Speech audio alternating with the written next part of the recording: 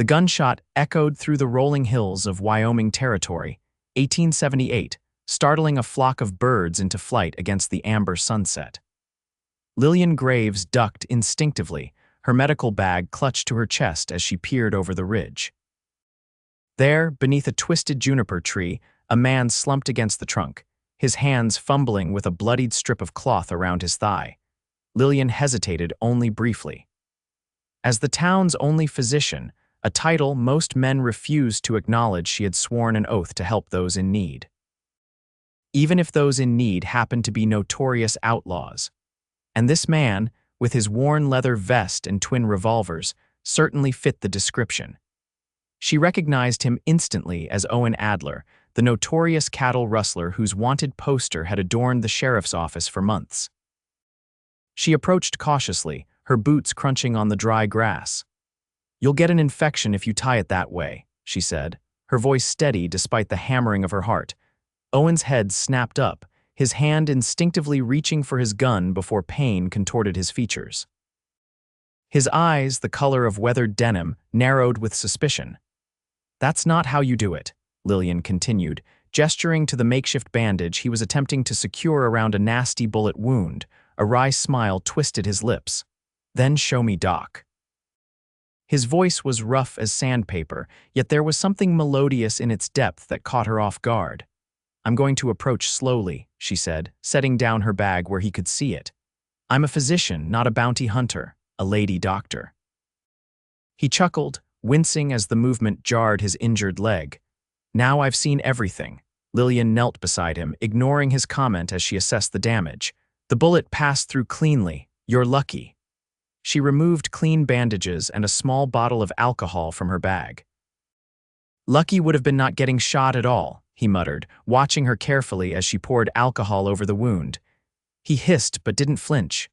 "This will hurt," she warned, pressing a clean cloth against the wound. "I reckon I've had worse," he replied, though his whitened knuckles suggested otherwise. As Lillian worked, she became acutely aware of his scrutiny. His gaze traveled from her hands to her face, lingering on the loose strands of auburn hair that had escaped her practical bun. "What's a proper lady doctor doing out here alone?" he asked. "These hills ain't safe with the Taylor gang roaming about. I was visiting the Henderson farm. Their youngest has pneumonia." She secured the bandage with practiced efficiency. "And I'm perfectly capable of taking care of myself, Mr. Adler." His eyebrows rose. "You know who I am. Everyone in Clearwater knows who you are." She met his gaze evenly. "The sheriff has quite a collection of your wanted posters." A shadow passed over Owen's face. "Not everything those posters say is true. I don't judge my patients, Mr. Adler, but I do recommend you stay off this leg for at least a week." She began packing her supplies. "The wound needs proper cleaning and fresh bandages daily." "A week," he laughed humorlessly. "The law won't give me a week." Lillian hesitated, weighing her next words carefully. "There's an abandoned trapper's cabin about half a mile east of here. It's secluded enough." She wasn't sure why she was helping him beyond medical duty, but something in his eyes, a flicker of vulnerability behind the hardened exterior, gave her pause. Owen studied her, confusion evident in his expression. "Why would you help a wanted man?" "I took an oath to heal, not to hunt." She stood, brushing dust from her skirt. "Can you walk?" He struggled to his feet, grimacing as he tested his weight on the injured leg. "I'll manage." They made slow progress through the gathering dusk, his arm reluctantly draped over her shoulders for support. The warmth of him pressed against her side was disconcerting, as was the faint scent of leather and pine that clung to him beneath the metallic tang of blood. The cabin appeared as darkness fell completely, a shadow against the star-speckled sky. It was small but solid, with a stone chimney and a porch that sagged slightly under their weight. Inside was sparse but serviceable, a rough-hewn table, a chair with a missing slat, and a narrow cot against the far wall. Lillian helped Owen to the cot, then busied herself lighting the lantern she found on the table. "You should be safe here for a few days," she said, arranging her medical supplies on the table. "I'll return tomorrow with fresh bandages and something for the pain." Owen watched her, his expression unreadable in the lantern's flickering light. "You're taking quite a risk, Doc. Harboring a fugitive is a serious offense. I'm not harboring you, I'm treating a patient. She lifted her chin. There's a difference. Not to the law there ain't. He shifted uncomfortably on the cot. I don't want to be the reason they run you out of town. They've been trying to run me out since I arrived, she replied with a small smile. Being a female doctor is scandal enough without adding outlaw association. Why do you stay? The question caught her off guard. Because people need me, she said simply. And because I refuse to let small minds determine my worth. Something like respect flickered across his face. You're a brave woman, Lillian Graves. I'm a practical one. She moved toward the door. Rest that leg. I'll return at dawn. As she stepped into the cool night, Lillian couldn't help but wonder what madness had possessed her to aid a known criminal. Yet something told her there was more to Owen Adler than his wanted posters suggested, something that made her curious despite herself. What she didn't know was that this encounter would change both their lives forever, setting them on a collision course with danger, redemption, and a love neither of them saw coming. True to her word, Lillian returned at first light, her medical bag heavier with supplies borrowed from her own clinic. She'd also brought bread, cheese, and dried meat enough to sustain him for a few days. The cabin door was ajar when she arrived, sending a jolt of alarm through her. Had he been discovered, or had he fled despite his injury? She approached cautiously, relief washing over her when she found Owen still there, attempting to boil water over a small fire he'd managed to start in the hearth. You should be resting that leg, she admonished, setting down her supplies. Owen turned, wincing slightly at the movement. Morning to you too, Doc. His voice was stronger today, the ghost of a smile playing on his lips. A man can't just lie around useless all day. He can if he wants that leg to heal properly. She knelt beside the cot, unwrapping yesterday's bandage to inspect the wound. It was red and angry looking, but showed no signs of serious infection. You're lucky, it's healing well. Seems I've got a talented doctor, he replied, watching her hands as they worked methodically to clean and rebandage the injury. Lillian felt a curious warmth creep up her neck at his words. How's the pain? Manageable. He nodded toward the fire. Was trying to make some coffee when you arrived, not much good at domestic tasks. Let me. She finished securing the bandage and moved to the hearth, competently arranging the pot over the flames. I brought provisions, you need to keep up your strength. Why are you really helping me, Doc? Owen asked suddenly. And don't give me that oath nonsense again. Plenty of doctors with oaths would have left me to the vultures. Lillian busied herself with the coffee, avoiding his intense gaze. Perhaps I believe everyone deserves a second chance. She hesitated, then added, My father was hanged for a crime he didn't commit when I was 16. The doctor in our town refused to treat him after he was beaten by the sheriff, claiming he didn't waste medicine on criminals. Owen was silent for a long moment. I'm sorry about your father. It was a long time ago. She poured the coffee into 2 chipped mugs she found on a shelf. But it taught me never to make assumptions about guilt or innocence based on reputation alone. And what's your assessment of me, Doc? His eyes held her steadily over the rim of his mug. I haven't decided yet, she admitted honestly. The Owen Adler on those wanted posters is a ruthless cattle thief and murderer, but the man before me. She paused, studying him. I'm not convinced you're that man. A shadow crossed his features. Maybe I'm worse. I don't believe that. The conviction in her voice surprised even her. Owen's expression softened momentarily before his natural wariness returned. You don't know what I've done. Then tell me, she challenged, sitting in the rickety chair across from him. He was silent for so long she thought he wouldn't answer. Then, staring into his coffee as if it held the memories he was excavating, he began to speak. I was a ranch hand once, working honest wages for the Blackstone outfit. Thomas Blackstone was a fair boss until his son took over. His jaw tightened. Clayton Blackstone was different, cruel to the men, crueler to the cattle. Started claiming neighboring lands that weren't his, forcing out smaller ranchers. Owen took a long sip of coffee before continuing. One day I caught him beating a young stable hand near to death for supposedly stealing. Kid hadn't taken anything. I intervened. Things got ugly. His eyes darkened. I didn't kill him, though that's what they claim, left him bloody but breathing. Had to run after that. Clayton swore he'd see me hang. So you became an outlaw, not right away. Owen's gaze drifted to the window, where morning light streamed in dust-filled beams. Tried finding honest work elsewhere, but the Blackstones have a long reach. Soon every lawman in 3 territories was looking for the murderous ranch hand who'd attacked the heir to the Blackstone fortune. And the cattle rustling? Lillian asked softly. A bitter smile twisted his lips. Turns out when you're already wanted for a crime you didn't commit, it gets easier to cross other lines, especially when you're hungry enough. He met her eyes directly. I won't claim innocence for everything those posters say, Doc. I've stolen cattle, Blackstone cattle specifically, but I've never killed a man except in self-defense. Lillian considered his words, searching for deception and finding none. Why target Blackstone specifically? Call it justice. Or revenge? He shrugged, then winced as the movement pulled at his leg. Clayton Blackstone has ruined more lives than mine. Someone needed to hit him where it hurts his precious herd. And the men who shot you, Blackstone hired guns. They've been closing in for weeks. His expression grew serious. Which is why you shouldn't be here, Doc. It's not safe for you. I can take care of myself, she replied automatically. Against trained killers. He shook his head. This isn't about your skill as a physician or your courage, which I don't doubt. It's about the kind of men who are hunting me. The gravity in his voice gave her pause. For the first time, she considered the true danger of her situation. If she were discovered helping Owen Adler, she would face more than just professional ridicule. She could be charged as an accomplice or worse. I should go, she said, rising suddenly. I have patients in town.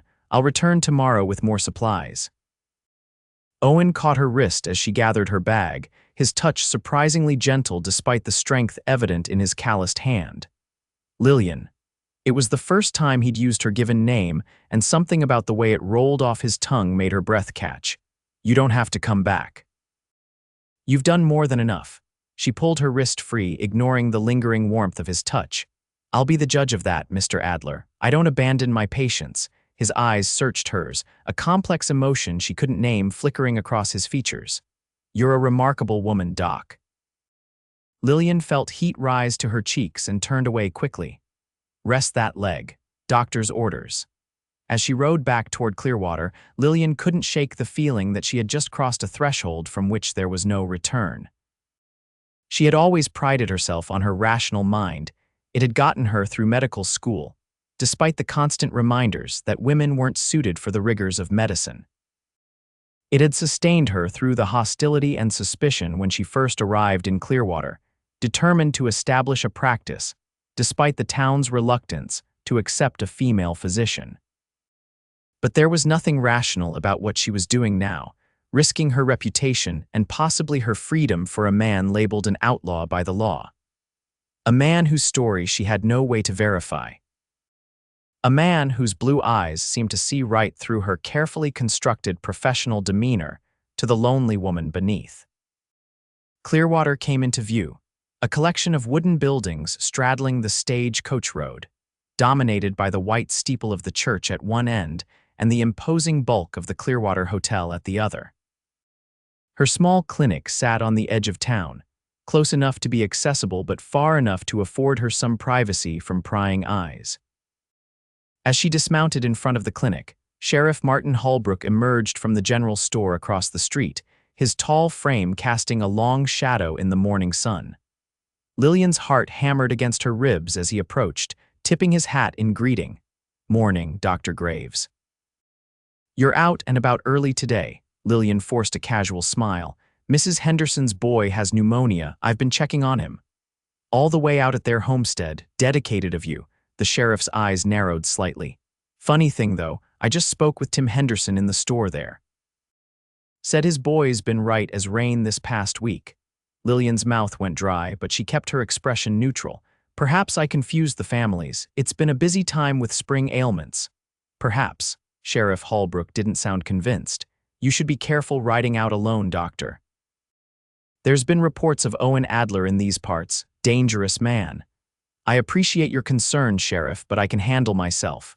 She moved toward her clinic door, keys in hand. One more thing, Doctor. The sheriff's voice stopped her. If you happen to come across any Injured strangers in your travels, I trust you'd notify me immediately. Harboring a fugitive is a serious offense. Lillian met his gaze evenly. I'm aware of my legal obligations, Sheriff. Good day. Inside her clinic, she leaned against the closed door, heart pounding. The sheriff suspected something that much was clear. She needed to be more careful, to create a believable reason for her absences if she intended to continue helping Owen. And despite all reason and self-preservation, she did intend to continue. The next 3 days fell into a dangerous pattern. Lillian would see her patients in town during the morning hours, then claim a need to collect medicinal herbs in the afternoon, using this excuse to visit Owen at the cabin. Each day his wound improved, and with it, his strength returned. Their conversations grew longer, deeper, revealing layers to the outlaw that surprised her. He spoke of his childhood on a small farm in Kansas, of parents who died of fever when he was barely 16, forcing him to make his own way in the world. He told her about his dreams once of having his own small ranch someday, a place where he answered to no man. Dreams that seemed impossible now with his name on wanted posters across the territory. In turn, Lillian shared her own story of fighting her way into medical school, of the professors who tried to break her spirit, of coming west where she thought her skills would be appreciated only to find the same prejudices in new surroundings. She spoke of her determination to prove herself, to show that a woman could be as competent a physician as any man. "You're braver than I am, Doc," Owen remarked on the 4th day as he tested his weight on his healing leg. "I run from my troubles. You face yours head-on." "Running from armed men intent on killing you isn't cowardice," she replied, watching him pace the small cabin. His limp was less pronounced now, his movements more fluid. "It's survival. There's more than one way to survive." He stopped, facing her. "You could have given up your dream of being a doctor when they told you it wasn't proper. Instead, you fought harder." "Because I believed my cause was just." She held his gaze. "Do you believe yours is?" Owen was silent for a moment. "I believed surviving was enough. Now I'm not so sure." "What changed?" His eyes softened as they met hers. "I met someone who made me want more than just survival." The air between them seemed to thicken, charged with unspoken feelings that had been building since that first encounter beneath the juniper tree. Lillian looked away first, busying herself with her medical bag. "Your leg is healing well. Another few days and you'll be fit to travel." "And then what, Doc?" Owen moved closer, his proximity sending her pulse racing.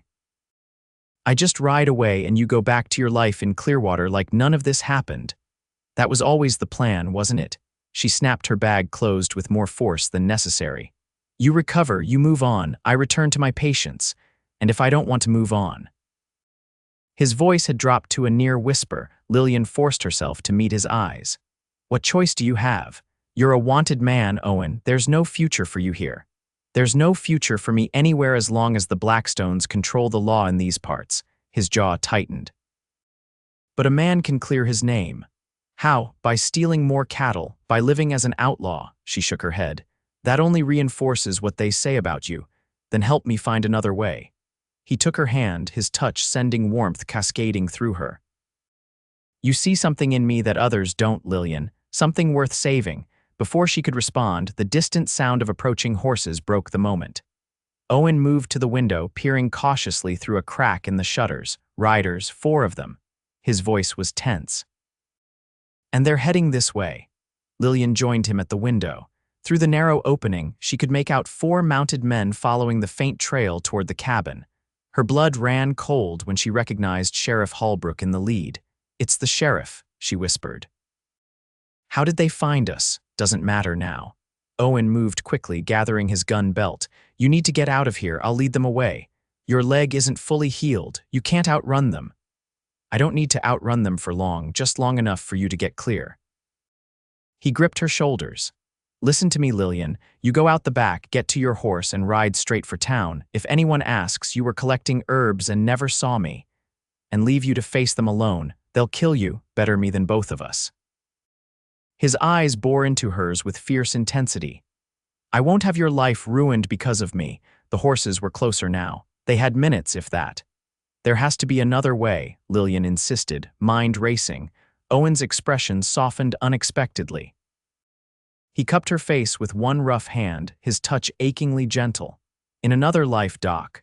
He didn't finish the thought, instead brushing his lips against hers in a kiss so tender it made her heart contract painfully.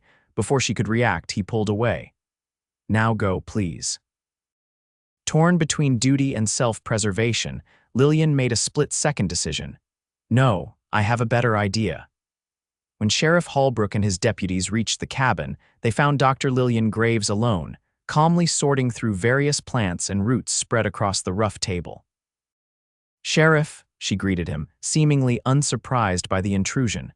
"What brings you all the way out here?" Holbrook's suspicious gaze swept the small space. "We received information that Owen Adler might be hiding in this area. You wouldn't know anything about that, would you, Doctor?" "Owen Adler," she raised her eyebrows. "I haven't seen anyone out here. I've been collecting yarrow and echinacea for my medicinal stores." She gestured to the herbs on the table. "This area has the best variety."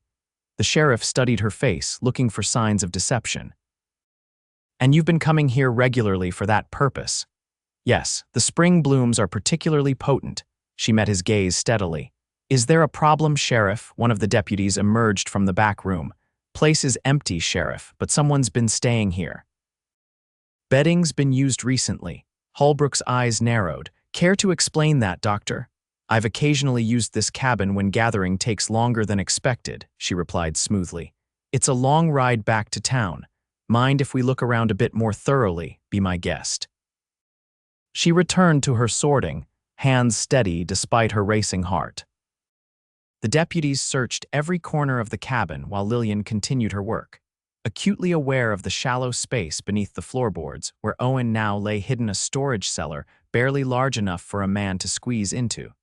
Its entrance concealed beneath the rag rug she deliberately placed her chair upon. After what seemed an eternity, the sheriff appeared satisfied. "Seems I was misinformed," he conceded reluctantly. "But I'd still advise caution, Doctor. Adler is dangerous and wounded, according to reports. He may seek medical attention." "If he comes to my clinic, I'll be sure to notify you immediately," Lillian assured him, the lie bitter on her tongue. The lawman mounted up, but Sheriff Holbrook lingered, fixing her with a penetrating stare. "You know, Doctor, your dedication to your profession is admirable. But there are those in town who question your judgment. Helping the wrong sort could damage your standing permanently." "I appreciate your concern, Sheriff," she replied coolly, "but I've never been one to worry about town gossip." "It's not gossip I'm worried about," his voice hardened. "It's the law." "Good day, Doctor." Lillian waited until the riders disappeared from view before rushing to move the rug and pry up the loose floorboards. Owen lay cramped in the shallow space, his wounded leg awkwardly bent. "They're gone," she whispered, helping him up. Owen emerged stiffly, wincing as he straightened his leg. "Quick thinking with those herbs," he said, brushing dirt from his clothing. "But the sheriff's suspicious. It won't be long before he returns with more men. Then we need to get you somewhere safer." Lillian began gathering her belongings. "Somewhere they won't think to look." Owen caught her arm. "Lillian, you've risked enough already. The sheriff practically threatened you. If you're caught helping me, I made my choice the moment I decided to help you," she interrupted. "I'm not abandoning you now." His expression softened, something like wonder crossing his features. "Why? Why risk everything for someone like me?" Lillian hesitated, the truth hovering dangerously on her lips. How could she explain what she herself barely understood?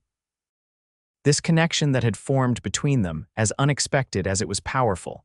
"Because I believe in you," she said finally. "I believe your story, and I believe you deserve justice, not a bullet from a bounty hunter's gun."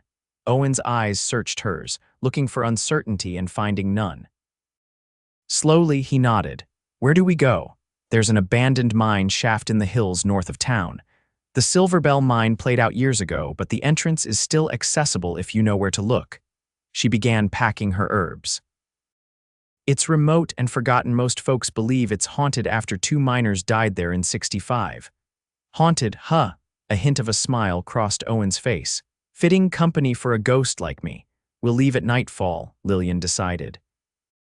"The sheriff and his men won't return before then. They'll need to regroup and plan their next move." As darkness fell, They set out on foot, leading Lillian's horse through the deepening shadows.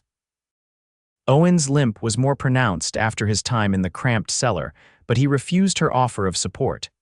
"We need to move quickly," he insisted. "I'll manage." They traveled in tense silence through the night, alert for any sound that might indicate pursuit.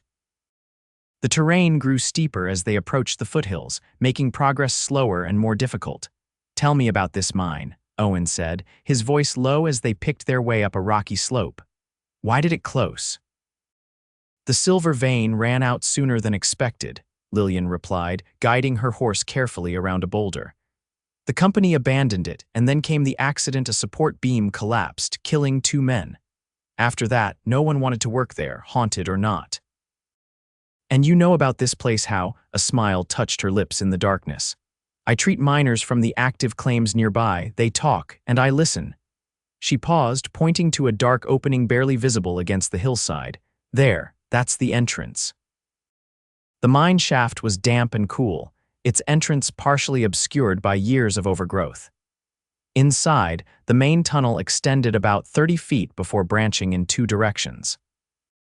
Lillian led them down the right passage, where the remnants of the miners' quarters remained: a few broken cots, a rusted stove, shelves still holding dusty supplies.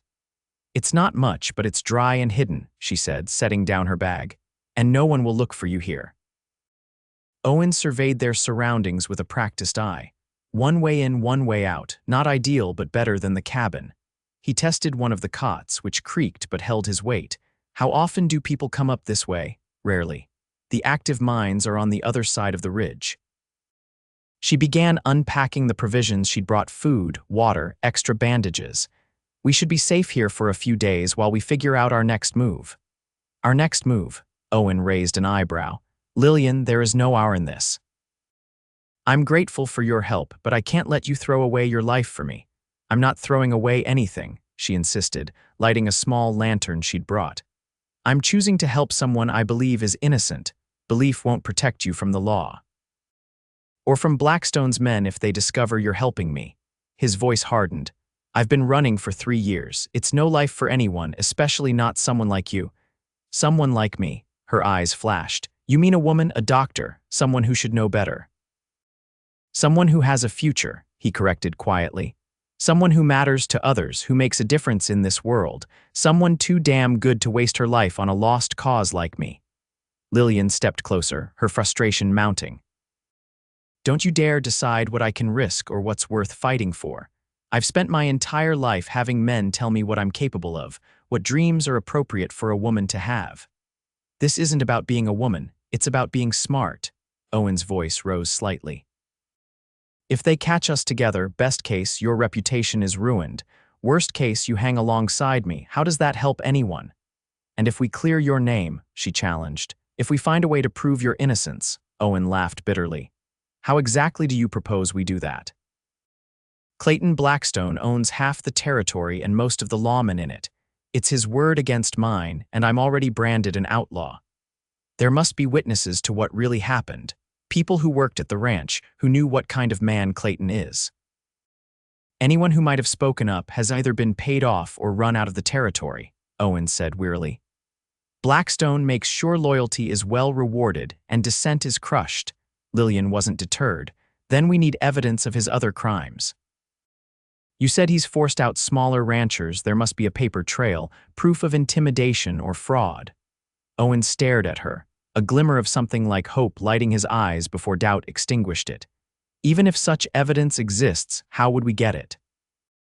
"The Blackstone Ranch is like a fortress, and their business records would be kept under lock and key."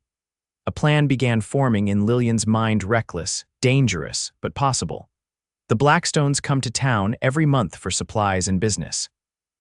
Clayton's father, Thomas, still handles their banking personally with Mr. Fleming at the Clearwater Bank. So the bank records would show if they've been acquiring properties through suspicious means, and I happen to treat Mr. Fleming's wife for her rheumatism." A determined smile spread across her face. "People tend to talk freely around their doctor, especially when they think she's just a harmless woman." Owen shook his head, but Lillian could see the reluctant admiration in his eyes. "It's too dangerous. If they catch you snooping, they won't." No one questions a doctor making house calls. She sat beside him on the cot, the aged wood creaking beneath their combined weight. Owen, running isn't your only option. Let me help you fight back. Their faces were close in the lantern light, close enough that she could see the conflict in his eyes, hope warring with fear, not for himself, she realized, but for her. Why? He asked softly. Why would you risk everything for me? You barely know me. The question hung between them, demanding an honesty she'd been avoiding since that first day beneath the juniper tree. Lillian took a deep breath, surrendering to the truth. Because in all my life, I've never met anyone who truly saw me until you. Her voice dropped to a whisper. Because when I'm with you, I don't feel like I have to prove my worth or defend my choices. Because somewhere between bandaging your leg and hiding you from the sheriff, I started to care for you in a way that terrifies me. Owen's expression softened, his calloused hand coming up to touch her cheek with a gentleness that made her heart ache. Lillian Graves, you are the most remarkable woman I've ever known, and the most foolish if you've given your heart to a man like me. Perhaps, she admitted. But it's my heart to give. He leaned forward, closing the distance between them. Unlike the hurried kiss in the cabin, this one was deliberate, deep, a promise and a question all at once. Lillian responded with equal fervor, her hands finding their way to his shoulders, then his hair, reveling in the solid warmth of him. When they finally broke apart, breathless, Owen rested his forehead against hers. If we do this, if we try to clear my name, you have to promise me something. What? If things go wrong, you save yourself, you disavow any knowledge of helping me, you go back to your life and your patience. His eyes, serious and intent, held hers. Promise me, Lillian. She wanted to refuse, to insist she would stand by him no matter what. But the fear in his eyes, fear for her, not himself, stopped her. I promise, she whispered, knowing even as the words left her lips that it was a promise she might not be able to keep. For the next week, they settled into a cautious routine. Lillian would return to town each morning to see her patients and gather information, then make her way to the mine in the evening with supplies and news. Owen's leg continued to heal, and with it, his strength returned. Together, they formulated a plan to access the bank records during Thomas Blackstone's next visit to town. The Blackstones always stay at the Clearwater Hotel when they're in town, Lillian explained one evening as they sat by the small fire they'd risked in the mine's ventilated main chamber. Thomas conducts his business with Fleming at the bank, then they typically have a private dinner at the hotel to finalize any deals. During which time the bank is closed, Owen noted, frowning. How do you propose we get in? Through Mr. Fleming's confidence. Lillian smiled. I've been cultivating a special relationship with Mrs. Fleming, suggesting new treatments for her condition that require evening consultations. Coincidentally, on the same evening, the Blackstones are expected in town. Owen raised an eyebrow. And what does this have to do with bank records? Mr. Fleming never leaves his wife alone during her treatments. He's quite the devoted husband, which means the bank will be unattended except for the young clerk who lives in the rooms upstairs. And this clerk, Timothy Jenkins.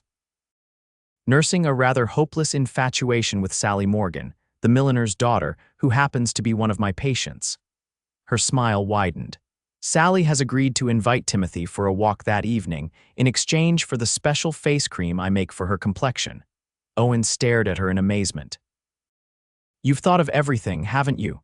Not everything, she admitted.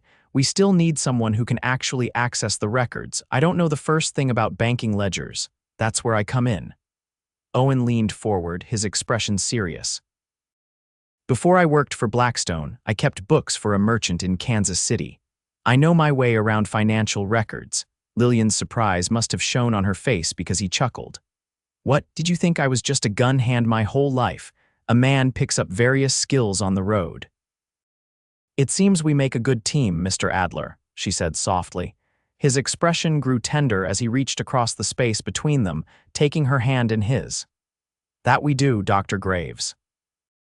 The evening before their plan was to be executed, a sudden spring storm swept through the valley, bringing torrential rain that turned the paths to mud and swelled the creek that ran through town. Lillian arrived at the mine drenched and shivering, her horse struggling on the slippery slope. Owen rushed to meet her as she dismounted. "You shouldn't have come in this weather," he scolded, helping her inside. "It's too dangerous." "I had to," she replied, teeth chattering. "The Blackstones arrived early there in town now. Thomas is meeting with Fleming tomorrow morning instead of the evening." "Tomorrow morning," Owen cursed under his breath. "That changes everything. The bank will be full of customers. We can't possibly—" "Not the bank," Lillian interrupted, shedding her soaked coat. "They're staying at the hotel tonight. All their documentation, including whatever they plan to present to Fleming, will be there." Owen's expression darkened. "The hotel is always full. There'll be staff guests, but not in their rooms, not during dinner." Lillian held his gaze. "I've learned which room is theirs, the large suite on the second floor, rear corner. It overlooks the alley where the kitchen staff take their smoke breaks. You're suggesting we break into their hotel room. That's our best chance," she finished firmly. "The Blackstones always dine at precisely 7 o'clock and never finish before 9. That gives us a 2-hour window." Owen paced the small space, considering the revised plan. "It's riskier than the bank. If we're caught in their private rooms, there'll be no explaining it away." "I know." Lillian moved closer, placing a hand on his arm to still his pacing. "But it's also our best opportunity. Whatever documents Thomas brought for Fleming will be their land deeds, contracts, possibly evidence of their underhanded dealings." Owen studied her determined face, conflict evident in his eyes. "I can't ask you to take this risk, Lillian. You're not asking, I'm offering." She squeezed his arm. "Tomorrow night, I'll create a distraction in the dining room, a medical emergency that will ensure all attention is focused downstairs. You'll have clear access to their rooms. And if I'm caught—" "You won't be," she said with more confidence than she felt. "But if something goes wrong, we meet back here, not at the cabin, not at my clinic. Only here." Owen's hand came up to cup her face, his thumb tracing her cheekbone with tender reverence. "You know, when I first met you, I thought you were just a proper lady doctor with a soft heart. I had no idea you were hiding the soul of an outlaw beneath those skirts." Lillian laughed softly. "Perhaps we're more alike than either of us realized." His expression sobered. "There's still time to back out, to protect your reputation, your future." "My future?" She leaned into his touch. "I'm beginning to think my future might be tied to yours, Owen Adler, for better or worse." He drew her close, his arms encircling her still damp form. "Then let's make sure it's for better," he murmured against her hair. "Because I'm starting to believe there might be a future worth fighting for after all." The following evening arrived with clear skies and a full moon, beautiful but problematic for their clandestine plans. Lillian dressed with particular care, choosing her finest dress for her supposed dinner at the hotel's restaurant. The deep blue silk was more fashionable than her usual practical attire, designed to draw attention while simultaneously establishing her as a respectable presence in the hotel. Owen would enter through the back, using the service stairs that led up from the alley. They had established precise timing. She would create her distraction at 7:15, giving him exactly 15 minutes to search the Blackstones' rooms before she would conclude her performance and return to her own meal. "Remember," she told him as they parted at the edge of town, hidden among the trees, "the documents will likely be in Thomas Blackstone's leather portfolio. He carries it everywhere. Clayton may have personal correspondence as well, letters that might incriminate him." "I know what to look for," Owen assured her, his expression tense. "Just be careful. These men are dangerous, Lillian." "As am I when crossed," she replied with a confidence she didn't entirely feel. "Meet me at the mine before midnight, no matter what happens." He caught her hand before she could turn away, pulling her close for a fierce kiss. "For luck," he murmured against her lips. Lillian felt the warmth of that kiss sustain her as she made her way into town alone, her heart thundering against her ribs despite her outward composure. The Clearwater Hotel stood at the end of Main Street, its whitewashed facade and broad porch designed to evoke Eastern sophistication in the rugged frontier town. Lanterns glowed in its windows, and the sounds of piano music drifted from the dining room. Taking a deep breath, she ascended the steps and entered the hotel lobby with the confidence of someone who belonged there. The dining room was already half full local businessmen and their wives mingling with travelers passing through. At a corner table sat Thomas Blackstone, his silver hair gleaming in the lamplight, accompanied by his son Clayton and Mr. Fleming from the bank. Lillian allowed the maitre d' to seat her at a small table with a good view of both the Blackstone party and the main entrance. She ordered a glass of wine and a simple meal, all the while keeping track of the time on the small watch pinned to her dress. At precisely 7:15, she implemented her plan. With practiced discretion, she slipped a small vial from her reticule and added a few drops of its contents to her wine ipecac syrup, unpleasant but harmless in the dose she'd measured. Then she waited, counting the seconds until the effects would begin. 5 minutes later, Mrs. Eleanor Whitfield, wife of the town's most prominent lawyer, collapsed dramatically at her table across the room, clutching her throat and gasping for air. As Lillian had anticipated, the woman's well-known tendency to overindulge in spirits made her the perfect subject for a supposed choking episode. "Is there a doctor present?" called Mr. Whitfield, his panicked voice cutting through the suddenly hushed dining room. Lillian rose immediately. "I'm a physician," she announced, making her way to the stricken woman. From the corner of her eye, she noted that every head had turned toward the commotion, including the Blackstones. "Perfect. She appears to be choking," Lillian declared loudly, making a show of examining Mrs. Whitfield. "Everyone, please give us room. Mr. Whitfield, help me move her to the lobby where there's more air." The ensuing chaos was exactly what she had hoped for: waiters rushing to help, diners abandoning their meals to watch, the Blackstones momentarily forgotten as the drama unfolded. As she guided the choking woman toward the lobby, Lillian caught a glimpse of a shadow moving swiftly up the service stairs at the back of the hotel. Owen was on his way. For the next 15 minutes, Lillian maintained her performance, administering emergency treatment to Mrs. Whitfield, whose symptoms miraculously began to improve once they reached the lobby. "Just a piece of food lodged in her throat," Lillian explained to the concerned onlookers. "She'll be fine now, but should rest quietly for a while." As the crowd began to disperse, Lillian glanced at her watch. 16 minutes had passed. Owen should be finishing his search. She made her final pronouncements about Mrs. Whitfield's care, then excused herself to return to her interrupted meal. As she re-entered the dining room, her heart nearly stopped. Clayton Blackstone was no longer at the table with his father and Fleming. Had he left, gone upstairs? The possibility sent ice through her veins. She scanned the room frantically and spotted him at the bar, deep in conversation with Sheriff Holbrook, who must have arrived while she was in the lobby. Forcing herself to appear calm, Lillian returned to her table, though her appetite had vanished. She picked at her food, acutely aware of the passing minutes. Owen should be gone by now, safely away from the hotel. She allowed herself to relax marginally, planning to finish her meal and depart without drawing further attention. Her relief was short-lived. As she signaled for her bill, Clayton Blackstone approached her table, Sheriff Holbrook a step behind him. The rancher was tall and imposing, with cold eyes that reminded her of a predator assessing prey. "Dr. Graves, isn't it?" His voice was smooth as oil, his smile not reaching his eyes. "That was quite impressive, your handling of Mrs. Whitfield's distress." Lillian inclined her head. "Simply doing my duty, Mr. Blackstone. Clayton, please." He gestured to the empty chair across from her. "May I join you for a moment? Refusing would only arouse suspicion." "Of course," she replied, forcing a polite smile. Clayton sat, while Sheriff Holbrook remained standing, his presence like a looming shadow. "Sheriff Holbrook tells me you've been quite the topic of conversation lately," Clayton continued. "A female doctor is unusual enough, but one who makes frequent trips into the hills alone." "That's particularly interesting." Lillian met his gaze steadily. "I gather medicinal herbs that don't grow in town. It's quite common practice for physicians." "Of course." His smile thinned.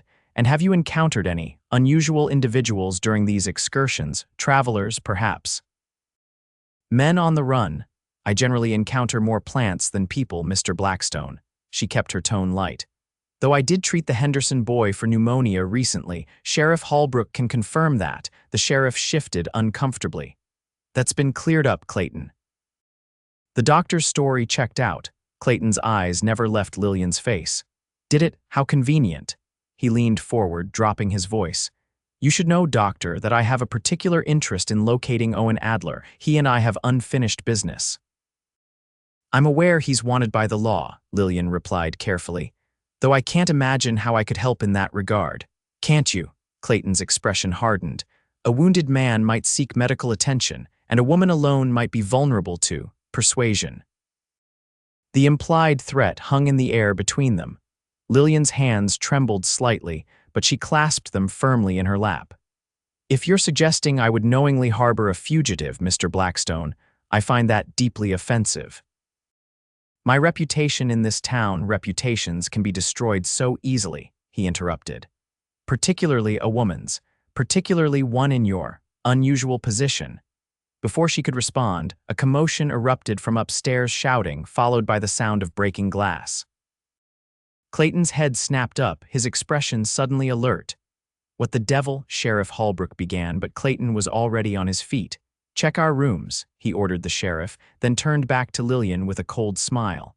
Don't go far, doctor. I believe we have more to discuss. As they hurried toward the stairs, Lillian fought the urge to flee immediately. Running would only confirm their suspicions. Instead, she calmly paid her bill, then walked not too quickly toward the lobby. Her mind raced with possibilities, none of them good. Had Owen been caught? Or had he managed to escape whatever had caused the disturbance? She had almost reached the hotel's front doors when gunshots rang out from upstairs, followed by more shouting. Guests scattered in panic, providing the cover she needed to slip outside unnoticed. Once on the street, Lillian forced herself to walk sedately toward her clinic, fighting every instinct that screamed at her to run. Only when she was certain no one was following did she change direction, heading not toward the mine as planned, but toward the stables where she kept her horse. Owen would understand they needed to leave, immediately. Whatever had happened at the hotel, it was no longer safe for either of them in Clearwater. The stable was dark and quiet, most of the town's attention focused on the commotion at the hotel. Lillian quickly saddled her mare, her hands shaking so badly she fumbled with the straps. As she led the horse out the back entrance, a shadow detached itself from the darkness beside the door. Lillian stifled a scream, reaching for the small derringer she kept in her pocket when a familiar voice stopped her. "It's me," Owen whispered, emerging into a shaft of moonlight. His shirt was torn and a fresh cut marred his cheekbone, but he was alive and mobile. "Owen." She nearly collapsed with relief. "What happened? I heard gunshots. One of Blackstone's men came back for something," he explained quickly, helping her mount. "I had to improvise an exit through the window, but I got what we needed." He patted his jacket, where something crinkled beneath the fabric. Land deeds, contracts, letters all showing how the Blackstones have been forcing smaller ranchers out, and more records of bribes paid to judges and lawmen, including our friend the sheriff. Triumph surged through Lillian, but it was short-lived. "Clayton knows," she said urgently. "He suspects I've been helping you. We need to leave now." Owen's expression darkened. "Not we. You need to go back, Lillian. Claim you were at your clinic." "I caused enough commotion that no one saw my face clearly." "It's too late for that," she insisted. "Clayton all but threatened me directly. He won't believe any explanation I offer now." The sound of approaching horses cut short their argument. Owen swore under his breath, swinging up behind Lillian on her mare. "The mine," he said tersely. "We can hide there until we figure out our next move." They rode hard through the night, taking a circuitous route to throw off any pursuit, before finally reaching the mine entrance as the moon reached its zenith. Inside, by the light of a single lantern, Owen spread the documents he'd taken from the Blackstone's room across one of the dusty tables. "Look at this," he said, pointing to a contract dated 3 months earlier. Thomas Blackstone loaned money to Jacob Miller at 30% interest, knowing Miller's crops had failed and he couldn't possibly repay. When Miller defaulted, they seized his land for a fraction of its value. "And this," Lillian added, examining another document. A letter from Clayton to the territorial judge, referring to a generous donation in exchange for a favorable ruling in their water rights dispute with the Carson family. There's more. Owen's voice grew grim as he unfolded another letter. Instructions from Clayton to his men about how to persuade reluctant sellers, burning barns, poisoning wells, midnight visits. This is enough to ruin them, Lillian breathed, the full import of their discovery sinking in. Enough to clear your name. If we can get it to someone who will act on it, Owen cautioned. Most of the local lawmen are in Blackstone's pocket. Then we take it higher, to the territorial governor in Cheyenne. Lillian's mind raced with possibilities. With evidence this damning, he'll have to intervene. Cheyenne is 100 miles from here. Owen ran a hand through his hair in frustration. We'd never make it, not with every lawman and bounty hunter between here and there looking for us. Not if we travel openly, no, Lillian agreed, but what if we had help? People who have also suffered at the Blackstone's hands might be willing to assist us. Owen considered this. The Carsons might. They lost their water rights dispute with Blackstone, but they're still hanging on to their ranch about 20 miles north of here. And Jacob Miller, Lillian added. He may have lost his land, but his brother owns the livery stable in Potter's Creek. He could provide fresh horses. Hope began to build between them as they identified potential allies, people who had reasons to want the Blackstone's corrupt practices exposed. By dawn, they had formulated a plan.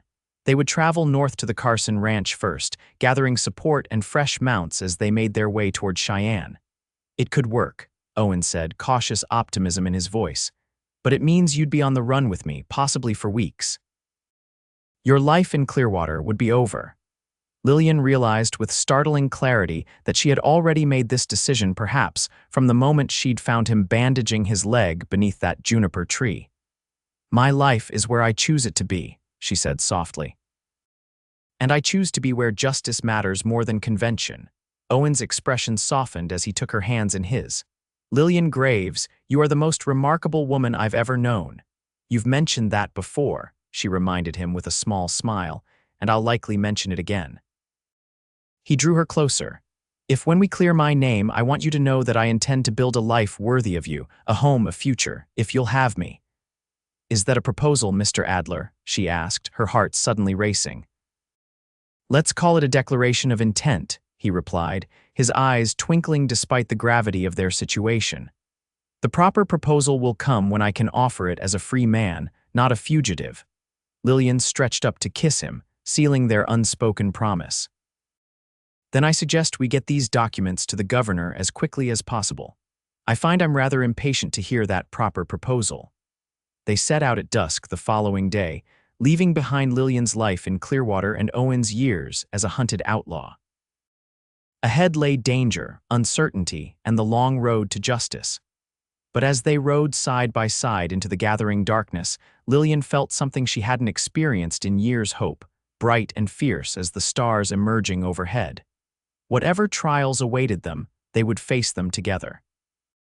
The journey to the Carson Ranch proved more perilous than they had anticipated. News of the incident at the hotel had spread quickly, and patrols of Blackstone men and deputized townsfolk scoured the countryside. Twice they were forced to hide in dense thickets as riders passed nearby, and once they spent an entire day concealed in a shallow cave as a search party combed the area. They're offering $1,000 for information leading to our capture, Owen informed Lillian grimly after overhearing a conversation between searchers. Dead or alive for me.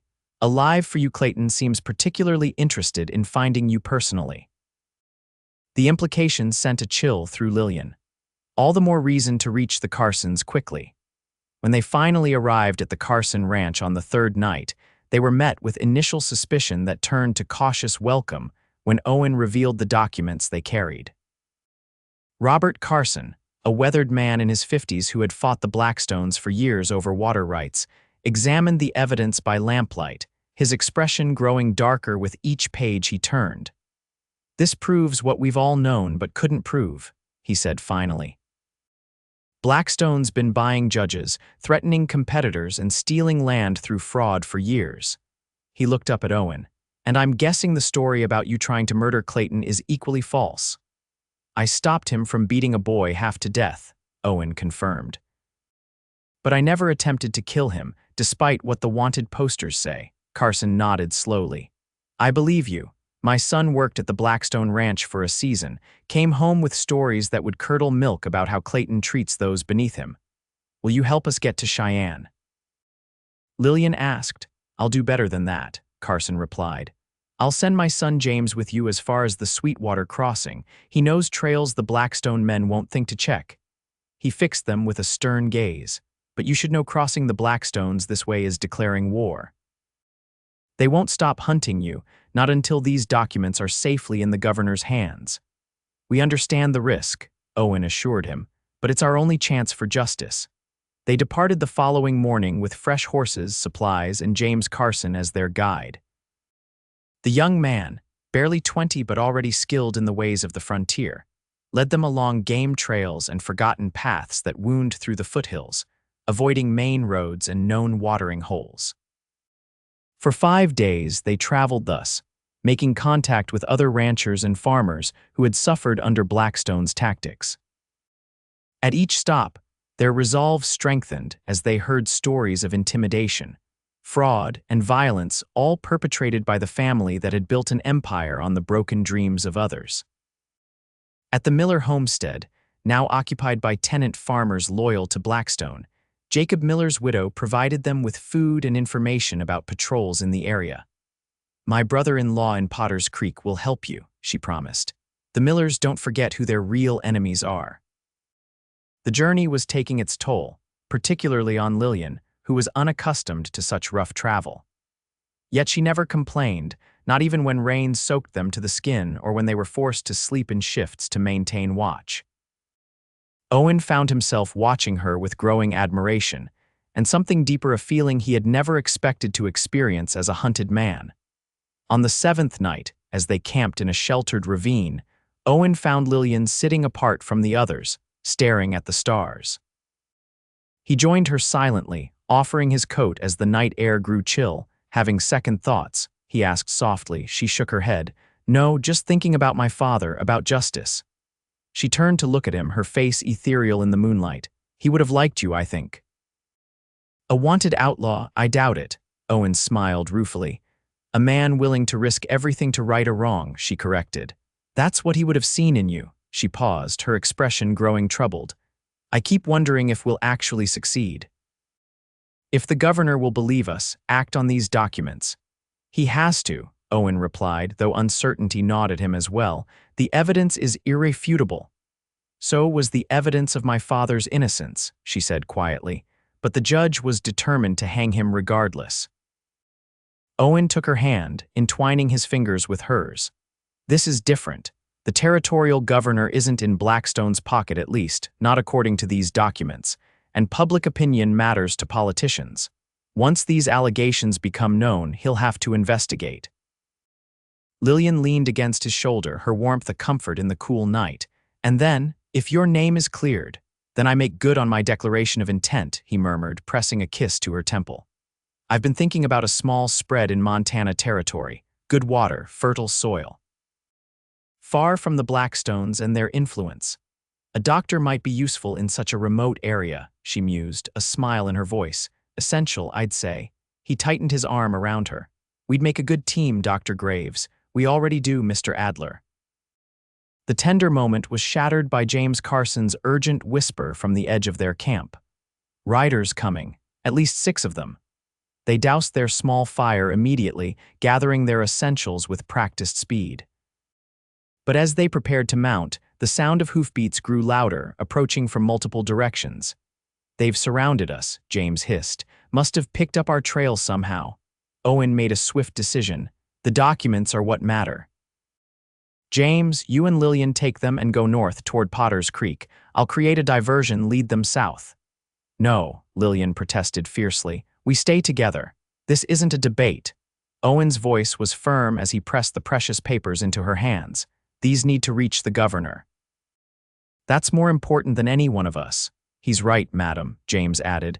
I know a hidden path through the rocks. They won't follow us if they think they're chasing him instead. Lillian's eyes filled with tears of frustration and fear. I won't leave you. Owen cupped her face, memorizing every detail in the dim starlight. "This isn't goodbye," he promised. "Just a detour. I'll meet you in Cheyenne." He kissed her quickly, then pulled away before his resolve could weaken. "Now go." As James led her toward the northern edge of the ravine, Owen mounted his horse and deliberately crashed through the underbrush to the south, making as much noise as possible. His plan worked. Shouts erupted as the pursuers changed course to follow him. For hours he led them on a wild chase, doubling back, crossing streams, using every trick he'd learned in 3 years as a fugitive. When his horse began to tire, he abandoned it near a creek where other animals had recently watered, hoping it would mask his human scent. On foot, he continued through the darkness, pushing his body to its limits. Dawn found him hidden in a dense copse of pines, exhausted but free. He had successfully drawn the search party away from Lillian and James, giving them the chance to reach Potter's Creek undetected. Now he faced the daunting task of making his own way to Cheyenne without a horse, supplies, or weapons beyond the knife in his boot. The journey took him 12 grueling days. He traveled by night, stole food from farmhouses when necessary, and twice narrowly avoided search parties that continued to scour the territory for him. Twice he almost turned back, tormented by worry for Lillian, but the thought of the evidence she carried and the future it promised them drove him forward. Cheyenne appeared on the horizon like a mirage, its buildings shimmering in the heat of the afternoon sun. Owen approached cautiously, aware that his ragged appearance would draw unwanted attention. He needed to find Lillian and the documents, but had no way of knowing if she had succeeded in reaching the city ahead of him. He lingered on the outskirts until dusk, then slipped into town as laborers returned from the railroad yards and mines. The governor's residence was prominently situated on a hill overlooking the city, its white columns visible even in the gathering darkness. Owen studied it from a distance, noting the guards posted at the entrance. If Lillian had reached the governor, would there be some sign? Or had she and James been captured en route? As he pondered his next move, a commotion near the main street caught his attention. A crowd had gathered outside the offices of the Cheyenne Daily Leader, where a man was reading aloud from what appeared to be a freshly printed newspaper. Allegations of corruption and intimidation against the Blackstone family of Clearwater County. The man read as Owen edged closer. Documents delivered to Governor Brooks by Dr. Lillian Graves reveal a pattern of criminal activity spanning more than a decade. Relief flooded through Owen so intensely that his knees nearly buckled. She had made it. The documents were in the governor's hands, and the story was already public. It was more than he had dared hope for. He retreated to the shadows, mind racing. Where would Lillian be now? The governor's residence, a hotel, or had she been taken into protective custody? He needed information, but approaching anyone officially was too risky. Blackstone's reach might extend even here. After hours of careful observation, Owen identified a young clerk leaving the governor's offices. Following at a distance, he waited until the young man turned down a quiet side street before approaching. "Excuse me," Owen called, keeping his voice friendly despite his rough appearance. "I'm looking for Dr. Lillian Graves. I heard she delivered some important documents to the governor." The clerk eyed him suspiciously. "Who's asking?" "A friend," Owen replied carefully. "Someone who helped her get those documents here." The clerk's expression remained wary. "Dr. Graves is under the governor's protection. After what happened to her traveling companion, they're taking no chances with her safety." Owen's blood ran cold. Her companion, what happened to him? "Ambushed near the Sweetwater crossing, shot twice." The clerk shook his head. "He'll live, they say, but it was a close thing." "Blackstone's men, most likely, James, it had to be. And Dr. Graves, was she harmed?" "No, she got away with the evidence." The clerk studied Owen more closely. "You seem mighty concerned for someone who's just a friend." Owen realized he was drawing too much attention. "Thank you for the information," he said, backing away. "Good evening." "Wait," the clerk called after him. "Are you him, the outlaw from the documents, Adler?" But Owen had already disappeared into the darkness, his mind racing with this new information. Lillian was safe but under guard. James had been shot but would survive. And the story was public, which meant the wheels of justice were already turning. He needed to reach Lillian to let her know he had made it to Cheyenne. But approaching the governor's residence directly was too dangerous. He needed an intermediary, someone who could carry a message without raising suspicions. The solution came to him as he passed a small medical practice on a side street. A young woman was locking up for the evening, her medical bag identifying her as either a nurse or a doctor. Perfect. "Excuse me, miss," Owen said, approaching with his hands visible to appear non-threatening. "I need help reaching someone, a medical colleague of yours, I believe, Dr. Lillian Graves." The woman regarded him cautiously. "Dr. Graves is not receiving visitors." "I'm not asking to see her," Owen clarified, "just to get a message to her. It's important she'll want to know I've arrived safely." Understanding dawned in the woman's eyes. "You're him, the man from the documents." Owen hesitated, then nodded. "Yes, and I need to let her know I'm here." "Can you help me?" The woman considered for a long moment. "Wait here," she said finally, disappearing inside her office. She returned minutes later with a folded note. "Give me your message. I'll ensure she receives it." Owen dictated a simple message. "The detour is complete. Ready to make good on my declaration of intent. Where and when?" The woman wrote it down, then handed him her note. "This is the address of a boarding house on Pine Street, room 7. The owner is my aunt and can be trusted. Wait there. If Dr. Graves receives your message, she'll know where to find you." "Thank you," Owen said fervently. "You have no idea what this means." "I think I do," she replied with a small smile. "The whole town's talking about the brave doctor and the falsely accused outlaw who exposed the Blackstone corruption. It's quite the romance." Owen felt heat rise in his face. "Is that what they're saying? That and more?" She turned to go, then paused. "For what it's worth, I hope you find your happy ending, Mr. Adler. Lord knows you've earned it." The boarding house was clean and quiet, the owner a stern-faced woman who softened considerably when her niece's note was presented. She showed Owen to room 7 without questions, bringing him hot water, clean towels, and a simple meal. "First decent meal I've had in weeks," Owen told her gratefully. "You look it," she replied frankly. "Rest now. If your lady doctor comes looking, I'll send her up." Owen cleaned up as best he could, removing weeks of trail dust and grime. His reflection in the small mirror was barely recognizable, beard grown wild, hair too long, cheekbones more prominent from weeks of limited rations. But his eyes held something new, something that hadn't been there during his years on the run. Hope. He slept fitfully, waking at every creak of the old building, every footstep in the hall. It was nearly dawn when a soft knock finally came at his door. He was on his feet instantly, heart pounding as he crossed the room in 2 strides. Lillian stood in the hallway, her face pale with exhaustion but her eyes bright as stars. For a moment neither spoke, simply drinking in the sight of each other after their perilous separation. "You made it," she whispered finally, her voice breaking on the words. Owen reached for her, pulling her into the room and into his arms in one fluid movement. He held her tightly, burying his face in her hair, inhaling the familiar scent of lavender and herbs that he had feared he might never experience again. "I told you it wasn't goodbye," he murmured against her temple. Lillian's arms tightened around his waist. "James was shot. I thought, I know, I heard." He drew back enough to see her face, his hands coming up to frame her cheeks. "But we succeeded. The documents are public. The governor is taking action. They've already arrested Clayton Blackstone," she confirmed, her eyes shining with unshed tears. "And a judge has issued a statement that all charges against you are to be reviewed in light of new evidence. The governor believes you'll be fully exonerated." "Because of you," Owen said softly.